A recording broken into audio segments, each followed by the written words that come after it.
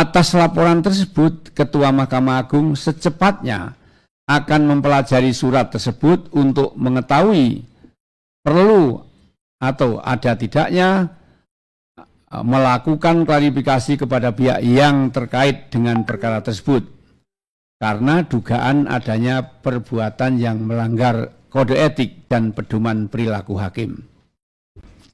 Yang kami hormati rekan-rekan wartawan, pada hari ini ya, saya mau menyampaikan press release terkait dengan laporan pengaduan yang kemarin teman-teman wartawan lebih dari 10 WA ke saya, sehingga hari ini daripada kita jawab satu persatu, kita jawab bersama. Ya.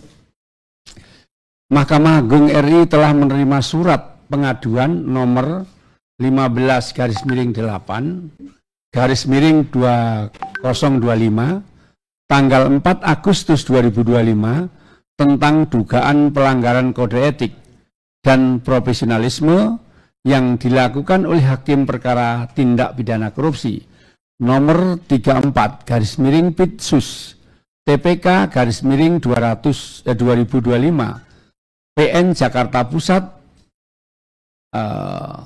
atas nama terdakwa Thomas Trikasih Limbong di Pengadilan Tindak Pidana Korupsi pada Pengadilan Negeri Jakarta Pusat. Surat tersebut diajukan oleh tim kuasa hukum Thomas Trikasih Limbong kepada Mahkamah Agung Republik Indonesia, yakni Ketua Badan Pengawasan MARI. Atas laporan tersebut, Ketua Mahkamah Agung secepatnya akan mempelajari surat tersebut untuk mengetahui perlu atau ada tidaknya melakukan klarifikasi kepada pihak yang terkait dengan perkara tersebut karena dugaan adanya perbuatan yang melanggar kode etik dan pedoman perilaku hakim. Terkait permasalahan sertifikasi hakim tipikor atas hakim yang menangani perkara tindak pidana korupsi nomor 34/Pitsus TPK/2025 PN Jakarta Pusat atas nama terdakwa Thomas Trikasih Limbong berdasarkan data dari Pengadilan Tipikor pada Pengadilan Negeri Jakarta Pusat. Hakim yang menangani perkara tersebut telah memiliki sertifikasi sebagai hakim tipikor, sehingga berdasarkan pasal 11 huruf E dan pasal 12 huruf C Undang-Undang Nomor 48 Tahun 2009, Undang-Undang Nomor 46 Tahun 2009 tentang Pengadilan Tipikor, maka yang bersangkutan telah memenuhi syarat sebagai hakim tipikor.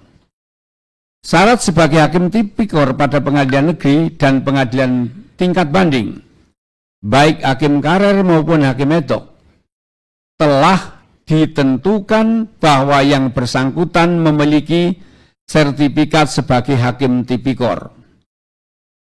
Hal mana sebagaimana ditegaskan dalam pasal 11 huruf E dan pasal 12 huruf J Undang-Undang Nomor 48 Tahun 2009 tentang Pengadilan Tipikor.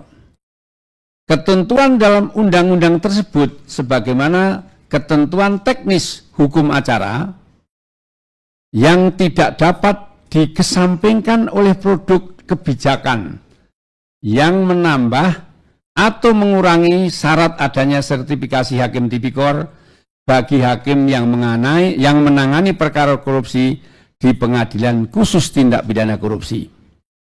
Saya ulangi, ya, ketentuan dalam undang-undang tersebut sebagaimana ketentuan teknis hukum acara yang tidak dapat dikesampingkan oleh produk kebijakan yang menambah atau mengurangi syarat adanya sertifikasi hakim tipikor bagi hakim yang menangani perkara korupsi di Pengadilan Khusus Tipikor.